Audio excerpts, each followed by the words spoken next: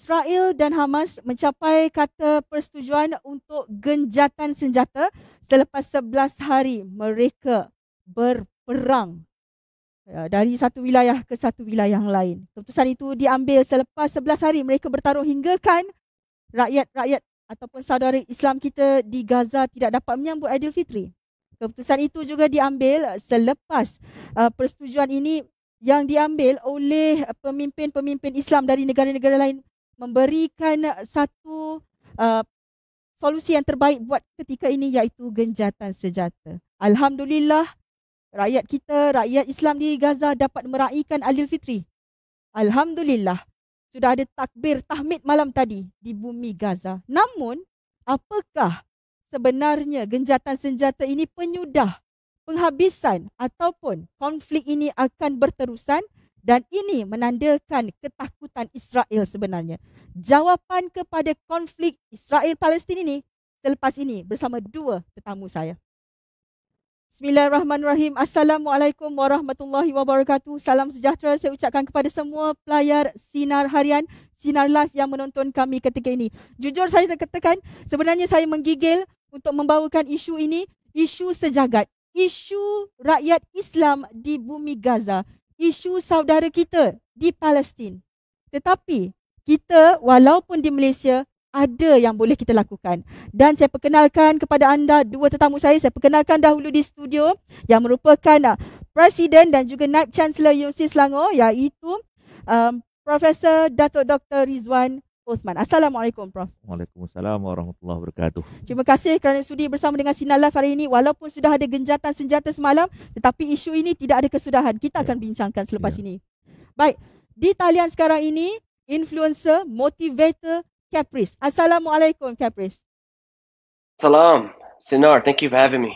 Terima kasih kerana sudi bersama kami hari ini. Walaupun kita tahu genjatan senjata itu mungkin meredakan sedikit, tetapi ada sesuatu yang kita boleh bincangkan. Tetapi sebelum kita bersama dengan tetamu saya di studio, saya ingin ajukan persoalan kepada Caprice dan kepada pelayar Sinar Harian. Sekiranya anda mempunyai sebarang soalan, pandangan anda, saya alu-alukan anda untuk berbuat demikian di ruangan komen. Baik, Caprice.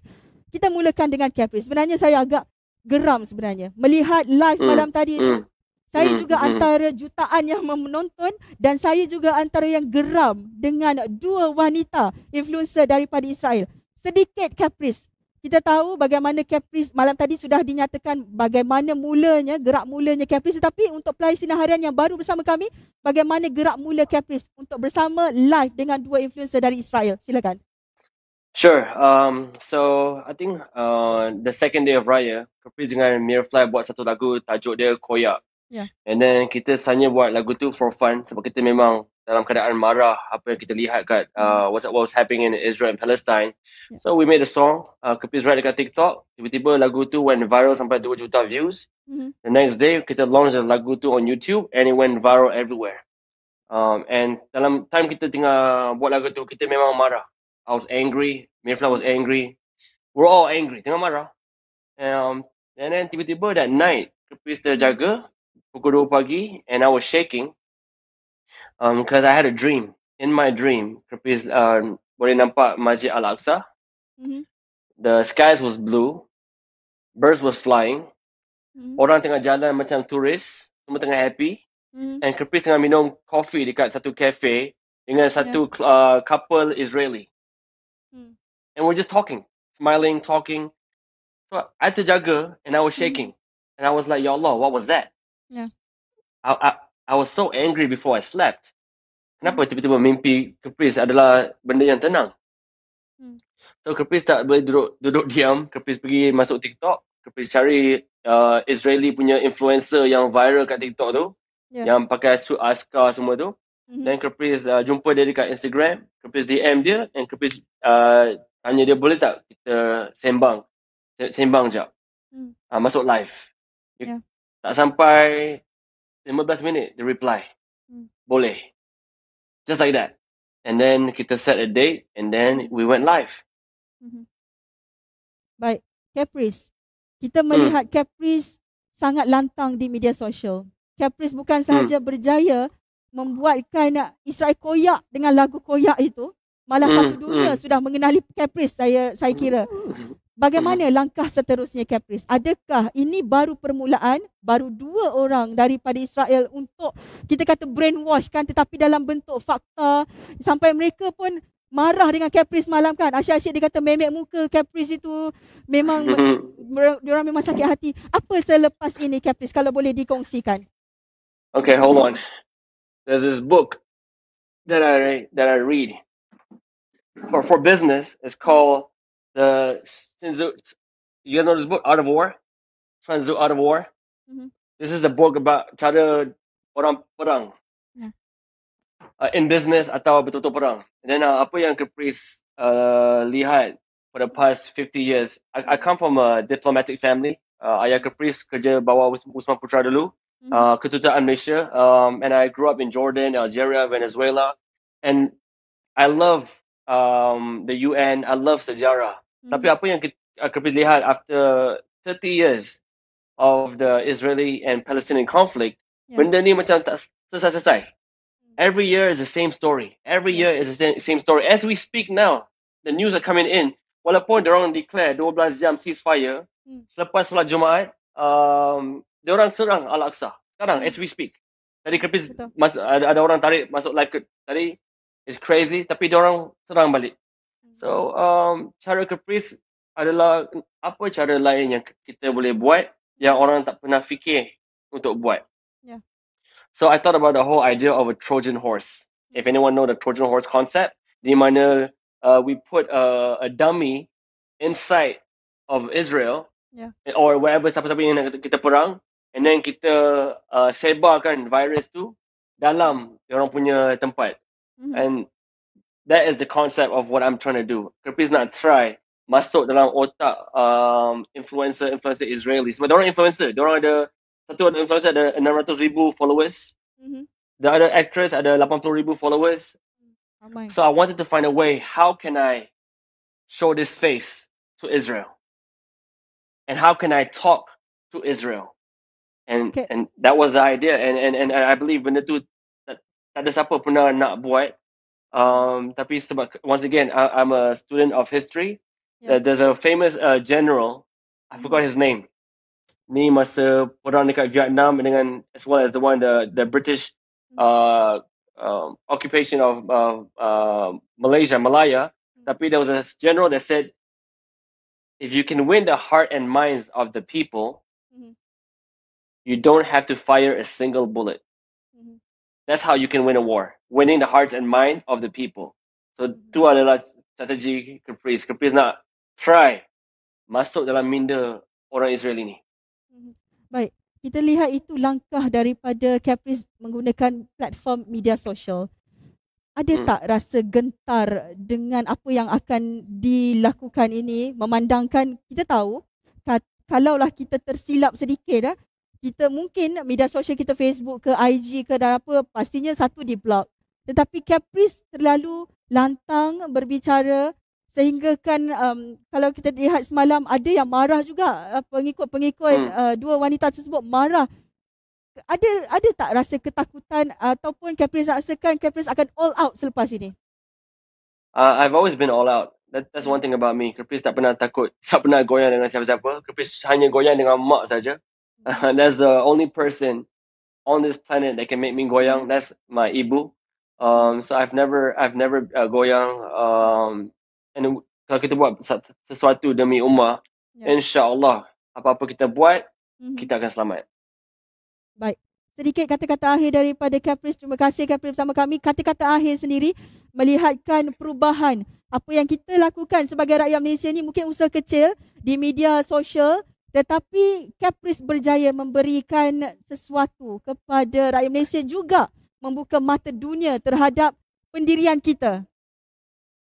Caprice harap semua netizens kat Malaysia, termasuk askar bawang kat Malaysia ni, sentiasa always attack them dekat social media. Social media is a new front line of the war. It's no longer kalau orang sana boleh buat TikTok, gelek-gelek tunjuk orang punya senjata, apa salah kita bersuara sampai diorang koyak. Caprice rasa kita kena sentiasa buat benda ni Jangan buat time viral saja. Jangan buat time sekarang saja. Kita kena buat sampai Palestine dapat diorang punya freedom. InsyaAllah. Baik. Terima kasih Caprice. Saya doakan Caprice agar terus diberikan kekuatan, istiqamah, terus mengoyakkan hati mereka untuk menerima kebenaran sebenarnya. Kerana apa yang dinyatakan banyak sekali fakta terpesong, ternyata mereka tidak ada fakta apabila berkomunikasi dengan anda semalam. Good luck. Terima kasih Caprice. Assalamualaikum. Waalaikumsalam. Baik, Prof. Kita melihat malam sedikit di hujung perbincangan antara Caprice dan juga kedua-dua wanita Israel itu, di hujung ada satu solusi yang diberikan oleh Caprice, iaitu diplomasi. Apakah sebenarnya diplomasi ini tidak pernah berlaku ataupun sebaliknya, Prof? Silakan. Yang pertama saya ingin ucapkan tahniah kepada Caprice yang telah mengambil satu inisiatif yang saya kira merupakan suatu yang memberikan impak besar dalam peperangan ini atau peperangan yang berlaku kali ini. Mungkin dalam waktu terdekat saya bertemu dengan beliau dan bertukar-tukar fikiran. Tahniah kepada saudara Caprice. Baik, sebelum saya menjawab soalan yang dikemukakan, saya ingin menyatakan bahawa peperangan yang berlaku di Gaza kali ini agak berbeza dengan peperangan yang berlaku sebelumnya. Perbezaan dalam tempoh yang singkat, berlakunya kebangkitan ataupun berlakunya tanda protes demonstrasi hampir seluruh dunia. Dalam tempoh yang singkat, dan ini tidak berlaku. Mengapa ini boleh berlaku? Sebabnya tidak lain dan tidak bukan kerana peranan yang dimainkan oleh media sosial. Sebab selama ini, naratif yang terdapat dalam media ialah naratif CNN, mungkin BBC ataupun ABC, yang naratifnya itu lebih cenderung kepada Israel. Israel cuba menyekat Facebook, menyekat YouTube dan sebagainya. Tetapi ternyata sekali imej keganasan Israel itu berjaya sampai kepada masyarakat dunia dan masyarakat dunia memperlihatkan sikap mereka yang sebenar yang menentang dan juga menolak pendekatan yang dilakukan oleh Israel. Oleh itu, saya melihat apa yang dilakukan oleh Caprice. Kalau ada 100 Caprice ataupun 1000 Caprice, saya yakin suasana akan lebih banyak berubah kerana ia akan mencorakkan pemikiran masyarakat dunia terhadap krisis yang berlaku. Berbalik pada soalan yang dikemukakan tadi. Sebenarnya, sejak daripada bermulanya krisis Arab Israel ataupun pembentukan negara Israel tahun 1948 hingga ke hari ini, memang ada usaha-usaha ataupun ada usaha untuk membawa kepada perdamaian dan juga kepada penyelesaian muktamad dalam isu berkaitan dengan krisis Arab Israel. Tetapi semuanya gagal. Bermula dengan bangsa-bangsa bersatu dengan pelbagai resolusi. Resolusi yang bertujuan untuk mengembalikan hak rakyat Palestin, termasuk yang terakhir 38 Tetapi ternyata sekali Israel tidak menghormati ataupun tidak mematuhi peraturan itu dan bangsa-bangsa bersatu sendiri pun tidak menguatkuasakan ataupun melaksanakan resolusi yang mereka buat. Antara usaha yang dianggap paling bersungguh dalam isu menyelesaikan konflik ini ialah apabila Kuwait diserang oleh Iraq pada tahun 1990. Dan pada waktu itu, isu serangan itu dikaitkan dengan isu Palestin. Dan Barat berjanji, kalau peperangan ini berakhir, akan ada penyelesaian muktamad dalam isu Palestin. Dan berlakulah apa yang dikenali sebagai Madrid Conference. Malangnya tidak ada sebarang kemajuan dalam persidangan ini, tetapi terdapat satu usaha yang dilakukan oleh Norway yang membawa kepada perjanjian Oslo. Dan itu sebenarnya amat hampir untuk kepada penyelesaian yang muktamad, kalau tidak muktamad pun memberikan hak kepada rakyat Palestin. Bila Perdana Menteri Israel pada waktu itu, iaitu Yitzhak Rabin, menandatangani di Washington bersama dengan Yasser Arafat, disaksikan oleh Bill Clinton, di mana dipersetujui untuk diwujudkan sebuah negara Palestin. Tetapi malangnya Yitzhak Rabin mati dibunuh. Dan dengan matinya beliau, berakhirlah usaha damai yang memberikan hak rakyat Palestin. Selepas itu bermacam-macam. Kalau saya boleh senaraikan, Oslo 2, Tabah, Camp David, usaha oleh Liga Arab, 206, persidangan di Syam al-Sheikh, 2009, ketika Obama menjadi presiden. Beliau menyampaikan ucapannya yang memberikan harapan kepada rakyat Palestin, dipanggil sebagai Cairo Talk. Tetapi tidak ada apa-apa yang berlaku. Dan seterusnya, Trump juga mengambil inisiatif dipanggil sebagai Munich Group. Tetapi kesimpulannya kesemua usaha damai ini tidak membawa kepada kewujudan negara Palestin. Malahan kezaliman, kesengsaraan itu bukan semakin berkurangan, tetapi semakin bertambah seperti yang kita saksikan dalam peperangan di Gaza beberapa hari yang lalu. Baik, Prof menyebut mengenai perang di Kuwait, perang di Gaza. Perang. Perkataan perang ini sudah lama berlaku. Kerana itu kita ada perang dunia pertama, perang dunia kedua. Ini sebenarnya, kalau boleh saya katakan, ini adalah permainan barat. Kalau tak ada perang, bermakna tak ada ekonomi buat mereka. Bila ada perang, mereka boleh jual senjata. Mereka boleh jual nuklear dan sebagainya. Ini yang dimahukan. Kerana itu, perang tidak pernah mendamaikan. Adakah sebenarnya negara-negara ini, Kuwait, dulu Bosnia juga antara negara yang pernah berperang begitu lama juga. Ini semuanya di atas faktor-faktor ekonomi untuk mereka. Dan menjadi mangsanya adalah sekarang ini Palestin, Gaza. Pandangan Prof. Ya, kalau sebelum ini Perang Dunia Pertama dan Kedua banyak disumbang oleh faktor ekonomi, kerana perebutan kawasan wilayah dan sebagainya. Tetapi sejak kebelakangan ini, sejak 30-40 tahun yang lalu sehingga kini, kita dapati peperangan ini ialah satu mekanisme untuk menjual senjata. Daripada data terakhir saya dapat untuk tahun 2019, Arab Saudi membelanjakan sebanyak 80.1 bilion USD untuk beli senjata. Untuk apa Arab Saudi membeli senjata begitu banyak? Negara kedua yang banyak beli senjata dalam kalangan negara Arab, Iran. Yang ketiga UAE. Untuk apa mereka beli senjata ini? Dan kebanyakan senjata ini dibeli sama ada dari Amerika ataupun negara Eropah. Dan sudah tentu senjata-senjata ini kemudiannya bukan digunakan untuk menentang Israel, tetapi untuk mengukuhkan rejim mereka dan digunakan untuk menindas rakyat sendiri. Dan yang paling malang sekali apabila senjata-senjata baru ini yang menjadi uji kajiannya ialah termasuklah di Palestin. Dan Israel adalah antara negara pengeluar senjata yang terbesar di dunia. Oleh itu, memang ada realitinya bahawa peperangan itu merupakan suatu pendekatan yang digunakan untuk melariskan senjata. Dan kebetulan sejak 20-30 tahun kebelakangan ini, peperangan yang tidak berkesudahan ialah di Timur Tengah. Di Libya masih tidak selesai peperangannya. Di Syria masih berperang. Di Yaman masih berperang. Dan ini menggambarkan bahawa negara Arab bukan sahaja berdepan dengan peperangan, tetapi juga menjadi pembeli senjata yang paling banyak dan paling aktif di dunia pada waktu ini. Sebenarnya itu adalah propaganda sebenarnya untuk menjual senjata bagi mereka. Tetapi sebelum itu, sebelum saya sambung, saya nak bacakan komen-komen player-player di Sinar Harian ini, di Facebook Sinar Harian. Rostam Abdul Rashid, adalah perlu Palestin menuntut kemerdekaan dengan Eropah. Ini beliau kata. Nanti kita minta Prof jelaskan. Kemudian Ros Isman kata, muslihat mereka saja semua ni. Okey. Muhammad Zafran, tapi susah nak masuk dalam minda Israel ni sebab kepercayaan dia susah nak diubah. Sikap sombong dan selalu rasa dia je yang betul.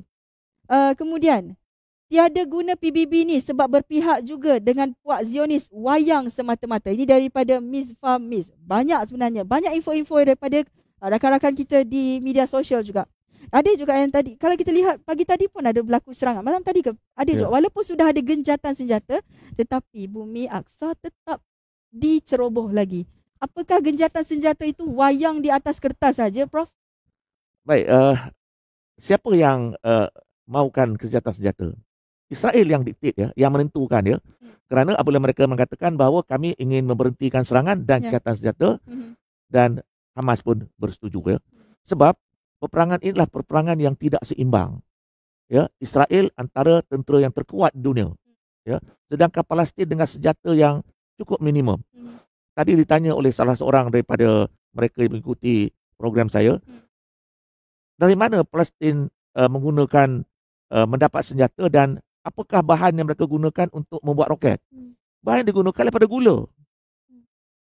Tak tahulah macam mana mereka modify gula, campur sana sebagainya. Dan kita boleh bayangkan bagaimana berkesannya bahan ini untuk buat roket. Berbanding dengan Israel, cuba kita bayangkan dengan letupan oleh kapal terbang mereka boleh menghancurkan sebuah bangunan. Dengan ini kita dapat melihat bahawa dalam konteks peperangan hari ini, Israel yang menentukan. Sebab mereka yang kuat. Sedangkan Palestin di pihak yang lemah terpaksa menerima terma-terma yang ditetapkan. Dan terbukti dalam sejarah peperangan konflik Arab-Israel ini, konflik antara Palestin dengan Israel, ternyata sekali walaupun nama juga gencatan senjata, cuma gencatan senjata itu bermaksud tidak ada serangan besar-besaran. Itu saja.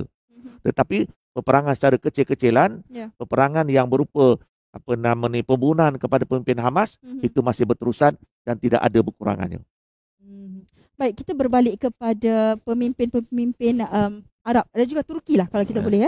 Erdogan kata mengenai anti-Semitic. Tetapi US kata, US yang mendakwa dahulu kan. Kemudian China juga menjadi medan antara yang menyokong Palestin, juga menjadi kecaman US. Dan semalam Menteri Luar daripada Israel sendiri mengecam tindakan Erdogan ini. Jadi Prof melihat sebenarnya ini baru kata begitu, mereka dah, kalau bahasa sekarang ni kata cuak, takut. Mereka takut dengan bayang-bayang mereka sendiri. Apakah sebenarnya yang boleh dinyatakan, ataupun sebenarnya ini langkah mula sebenarnya negara-negara ataupun Turki ini, orang kata baru jentik sikit dia dah takut, belum lagi ada serangan-serangan lain. Bagaimana itu, Prof? Bangsa Yahudi Israel ataupun Zionis Israel ini sebenarnya merupakan bangsa ataupun kelompok manusia yang diwarnai hidup mereka dengan ketakutan. Sebab mereka pernah dibunuh dalam peristiwa Holocaust di Jerman. Mereka pernah dihalau. Oleh itu mereka ada suatu keadaan di mana mereka takut. Dengan sebab itulah disebabkan ketakutan ini, mereka sebenarnya akan mengambil tindakan walaupun perkara itu boleh dipertikaikan. Sebagai contoh, tindakan mereka membunuh pemimpin Hamas. Kerana dikatakan pemimpin ini boleh menyebabkan berlakunya serangan ke atas Israel. Sama juga apabila adanya suara-suara yang mengkritik mereka. Mereka menganggap ini sebagai satu ancaman. Dan dengan sebab itu kalau kita lihat, Israel ini adalah satu bangsa yang cuba seboleh-bolehnya memastikan keselamatan mereka itu sentiasa berada dalam keadaan yang tidak tercabar. Cuma saya tertarik apabila disebutkan tentang peranan bangsa-bangsa bersatu. Sebenarnya, organisasi yang pertama yang mengkhianati rakyat Palestin ialah PBB. Sebab sebaik saja negara Israel ditubuhkan, PBB telah mengiktiraf negara tersebut. Bukan menyelesaikan isu Palestin, tapi mengiktiraf negara Israel. Dan dalam konteks pada hari ini, Palestin dikhianati oleh segenap pihak. Mereka dikhianati oleh rakan Arab mereka. Pada hari ini, OIC dan juga Liga Arab belum bermusyawarah lagi, sedangkan gencatan senjata telah selesai. Pada hari ini, negara Maghribi, Sudan, UAE, Mesir dan juga Jordan mengiktiraf Israel. Ketika Israel melakukan keganasan, negara-negara Arab, saudara-saudara Arab mereka bukannya memberikan protes, menentang, sebaliknya mengiktiraf negara dan menjalin kerjasama.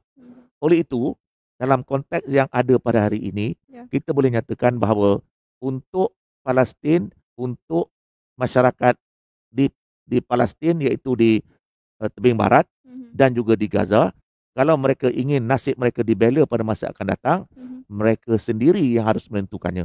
Bukan dengan mengharap sokongan ataupun bantuan daripada rakan-rakan mereka yang kadang-kadang kita boleh persoalkan dari segi komitmen sebenar mereka dalam menangani isu ini. Jadi kerana itulah wujudnya negara-negara kecil seperti Malaysia, Indonesia, Brunei, walaupun kita menang di media sosial, boleh saya katakan menang, dengan hashtag shame on you Israel, Israel koyak. Mereka memang koyak di media sosial, Prof. Mereka takut dengan kita walaupun kita tidak ada senjata melawan mereka. Tetapi di media sosial, mereka kalah dengan kita. Itu langkah mula kita. Adakah ini sebagai orang kata, inilah sebenarnya peranan-peranan negara kita, negara kecil ini, untuk membetulkan kesilapan negara-negara Arab ini daripada mereka terus bertelagah? Apalah salahnya mereka itu berdiplomasi pula untuk membantu Palestin? Baik, itu yang saya sebutkan. Apa yang dilakukan oleh Kapolres ini merupakan satu usaha yang cukup murni. Kerana dalam konteks yang ada pada hari ini, ternyata sekali diplomasi yang diusahakan oleh negara-negara barat, peperangan, tidak menyelesaikan masalah ini. Oleh itu, masyarakat antarabangsa harus bangun dan menyatakan ketidaksenangan mereka, protes mereka ataupun sikap mereka terhadap kezaliman yang berlaku. Dan terbukti dengan peranan yang dimainkan oleh media sosial, terbukti apabila seluruh dunia mengadakan protes. Dan saya yakin kalau mereka bergantung seperti sebelum ini dengan CNN atau BBC ataupun ABC, mereka tidak akan dapat gambaran sebenar. Tetapi peranan yang dimainkan oleh pelayar-pelayar ini ataupun di kalangan media sosial aktivis ini ternyata memberikan gambaran apa yang berlaku. Walaupun kita sedar Israel melakukan pelbagai pendekatan untuk menyekat berita daripada tersiar. Dengan sebab itu saya melihat daripada apa yang berlaku dalam tempoh 11 hari ini dengan peranan besar dimainkan oleh media sosial, yang mana sebelum ini kita tidak mendengar rakyat Amerika secara terang-terang memprotes presiden mereka. Sebelum itu belum mendengar rakyat Britain menentang Perdana Menteri mereka.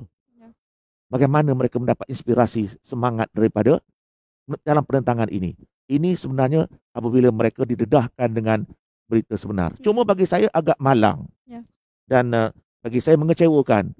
Apabila media di Malaysia juga menjadi ejen propaganda Israel. Contohnya, apabila, saya tak mahu sebut stesen TV mana, menyiarkan ucapan Netanyahu.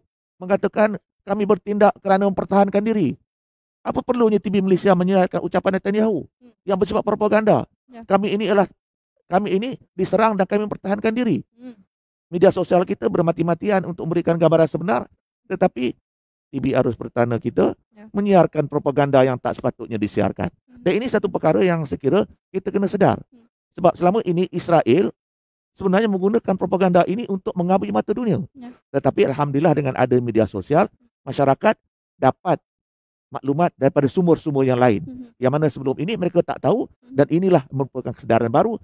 Dan saya yakin usaha yang dilakukan oleh Kapris dan yang lain akan memberikan suatu kebangkitan dan kesedaran pada masyarakat dunia. Isu ini mesti diselesaikan. Dunia tidak boleh hidup dalam keadaan di mana terdapat satu kelompok masyarakat yang telah dizalimi selama 7 dekad. Kita bercakap soal keadilan. Kita bercakap soal kesesamaan.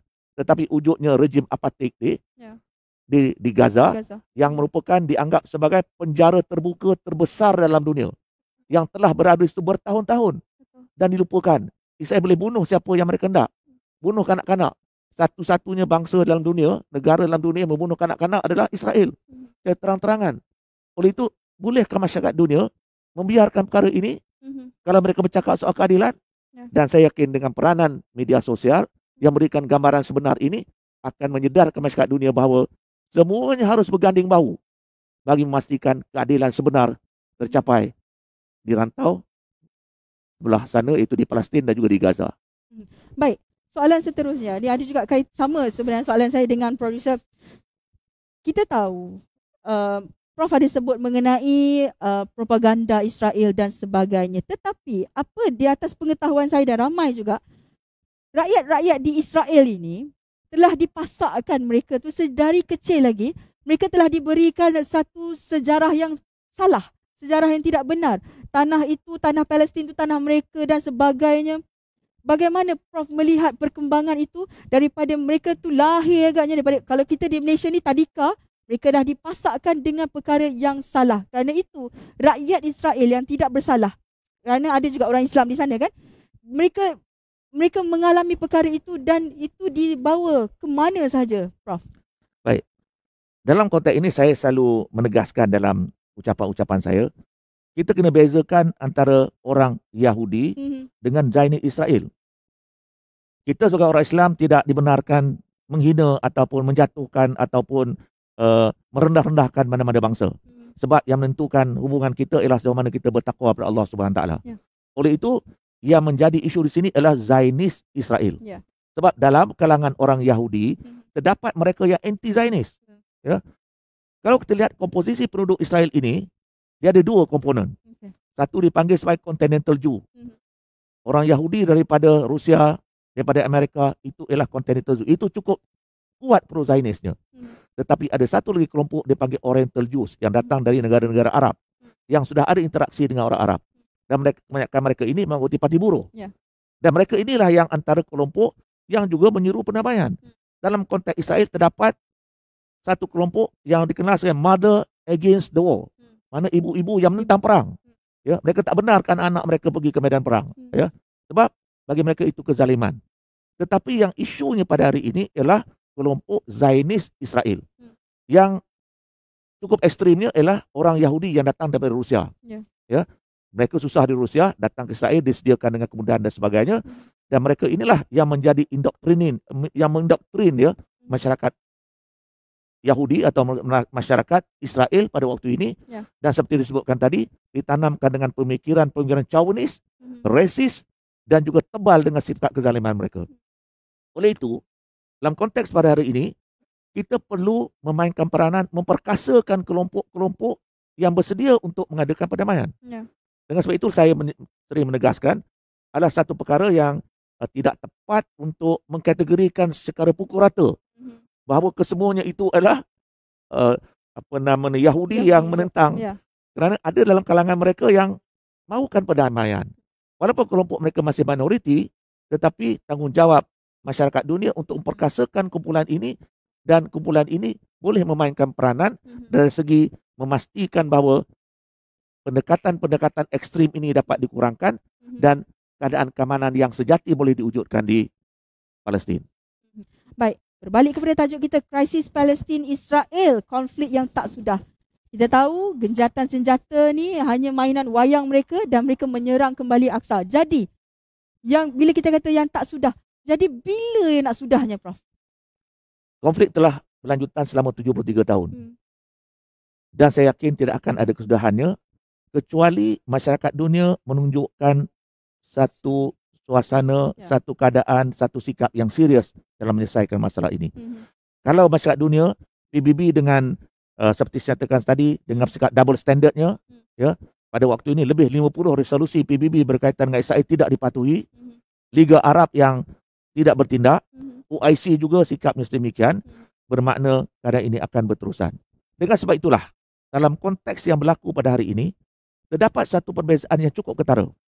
Sebab dalam memahami konflik Palestin, peperangan yang baru ini bukan peperangan antara Israel dengan Palestin, tetapi yang sebenarnya Israel dengan Hamas sebenarnya. Dan konflik yang berlaku ini bukannya di Palestin, tetapi di Gaza. Lebih tepatnya, kenapa saya cakap begitu? Ini juga tak boleh dibuat satu generalisasi. Sebab rakyat Palestin ini terbagi kepada 3 kelompok. Kelompok pertama di Gaza yang dikuasai oleh Hamas. Di tebing barat dikuasai oleh pentadbiran Palestin, Fatah. Dan terdapat satu lagi kelompok yang ramai orang yang tak sedar, terdapat kelompok dipanggil sebagai Arab Israel. Dalam kebangkitan yang berlaku sebelum ini, kalau berlakunya penindasan di Palestin, Arab Israel, Arab di tebing barat, kadang-kadang merasakan itu ialah isu Hamas, bukan isu kami. Tak nak campur tangan. Tak nak campur. Tetapi yang menarik kali ini, pertama kalinya, apabila ketiga-tiga Arab ini bersatu. Dan ini akan memberikan suatu pendekatan baru dalam perjuangan rakyat Palestin. Kerana kalau kita lihat apa yang berlaku yang baru-baru ini, berlaku peristiwa di Masjid Al-Aqsa dan Sheikh Jarrah. Itu berlaku di tebing barat, tak kena-mengena dengan Gaza. Tetapi Hamas memberi amaran kepada Israel supaya tidak menindas rakyat Palestin yang berada di tebing barat, sebab mereka itu saudara kami. Dan akhirnya Hamas bertindak melancarkan roket sebagai tindakan balas. Dan Israel mengambil tindakan yang keras kepada Hamas. Ini membuktikan kepada dunia, khususnya kepada rakyat Palestin, bahawa kami, walaupun tak kena-mengena kami, tetapi sebab saudara kami disakiti, tempat suci kami dicerobohi, oleh itu kami bersama. Dan ini memberikan keyakinan baru. Sebab selama ini mereka bergantung kepada peranan Fatah. Tetapi ternyata Fatah tidak berjaya menyediakan satu penyelesaian yang diyakini untuk menyelesaikan isu Palestin. Gagal. Fatah itu gagal untuk nak kata gagal tu belum lagi lah. Kuat tapi pokoknya masih tidak berjaya. Tapi yang pentingnya Hamas berjaya membuktikan bahawa kami adalah sebahagian rakyat Palestin dan kami akan berjuang sama ada mereka itu di semenanjung Gaza, sama ada mereka di tebing barat maupun mereka itu Arab Israel. Baik, saya tertarik dengan pelayar kita, namanya Anne Sofia. Dia kata ini bukan konflik, ini ethnic cleansing. Zionis tak boleh move on dari sejarah dengan Hitler. Diorang mengulangi sejarah terhadap rakyat Palestin.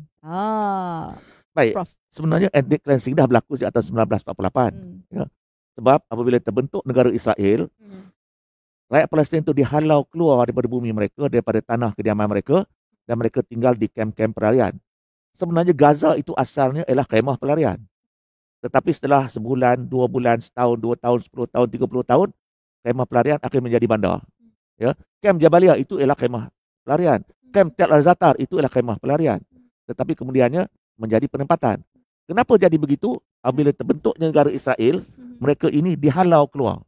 Dan kalau kita lihat peta Israel pada hari ini, idea untuk mewujudkan sebuah negara Palestin hampir tidak boleh tercapai kerana hampir sebahagian besar tanah Palestin telah diambil.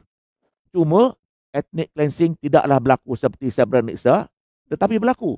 Kita jangan lupa ya, pembunuhan beramai-ramai yang berlaku di Deir Yassin. Sebuah kampung di Deir Yassin, apabila seluruh penduduk kampungnya dibunuh ketika dibentuk negara Israel.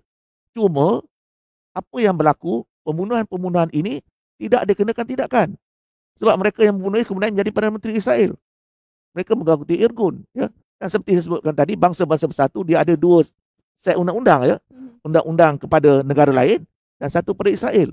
Israel ini walaupun berlaku kekejaman, kezaliman, mereka tidak dikenakan tindakan. Kalau negara lain, saya yakin kalau berlaku umpamanya sebuah tempat ibadat di sebuah negara lain diserang, seluruh dunia gempar. Ya. Tetapi Masjid Al-Aqsa diserang, dunia melihat sebagai bersimpati sahaja. Ya, kita lihat bagaimana masjid diserang di New Zealand, seluruh dunia gempar. Ya. Ya, apa nama ni, tempat ibadat diserang di Germany, gempar ya. Tetapi Masjid Al-Aqsa seperti kita tahulah, walaupun ada protes tetapi masyarakat dunia memberikan pandangan yang sekadar ala kadar sahaja. Prof, suatu ketika dahulu kita selepas sahaja mendapat tahu Presiden Amerika Syarikat Barack Obama ketika itu mengambil alih, ada rasa kelegaan pada awal-awal ketika itu di mana kita berharap kepada Obama untuk membawa satu kelainan ataupun memberikan harapan kepada Palestin, Gaza dan sebagainya ni. Namun tidak apa yang diharapkan tidak menjadi. Jadi selepas itu Trump kita dah tahu, kemudian Biden juga. Sebenarnya apakah, kalau boleh diselitkan sedikit, mungkin di luar konteks sedikit, mereka ini, Presiden Amerika Syarikat ini sebelum dipilih menjadi presiden, adakah mereka ini perlu ada satu perjanjian untuk memang menolak Palestin? Obama telah menyampaikan satu ucapan yang memberi harapan, dipanggil sebagai Obama Cairo Talk. Dia menyampaikan ucapan di Al-Azhar. Dan pada waktu itulah masyarakat dunia, khususnya masyarakat Palestin, menaruh harapan. Beliau adalah presiden yang pertama bukan dalam kalangan kulit putih. Neneknya berakar umbikan Islam. Harapan tinggi. Tapi sebenarnya zaman Obama lah tidak ada sebarang kemajuan dalam isu Palestin ini. Bermakna itu sebenarnya berlaku. Malahan, walaupun kita boleh mengata macam-macam pada Trump, tetapi Trump sebenarnya sekadar mengiktiraf Jerusalem. Tetapi Trump lebih menumpukan kepada masalah dalam negeri. Ya. Naik Biden. Ya, sama juga. Sebab dalam konteks politik Amerika, kita kena faham, sesiapa sahaja yang ingin menjadi presiden, mestilah menyatakan sikap pro-Israel. Sesiapa sahaja. Cuma bezanya, kalau mereka itu dalam kalangan Republican, amat tebal pro-Israelnya, tetapi agak kurang dalam kalangan Demokrat. Dengan sebab itulah kalau kita lihat, pada zaman Jimmy Carter, ditandatangani perjanjian Camp David yang membawa kepada berundurnya Israel dari Semenanjung Sinai. Pada zaman Clinton, juga Demokrat, adanya Oslo. Ya. Kita mengharapkan dari segi rekod yang lalu, Joe Biden, walaupun kita tahu dengan retorik dan sebagainya, akan ada kemajuan. Lebih-lebih lagi, Joe Biden ini segi latar belakangnya pernah mengalami beberapa tragedi pribadi dan beliau juga orangnya telah agak berumur dan kita yakin dengan itu sikap simpatinya akan jauh lebih baik. Dan kita tahu krisis di Asia Barat ini sama ada berkaitan dengan Palestin atau berkaitan dengan bukan Palestin, apa sahaja berkaitan dengan Arab, ia banyak disumbangkan oleh sejauh mana peranan Amerika.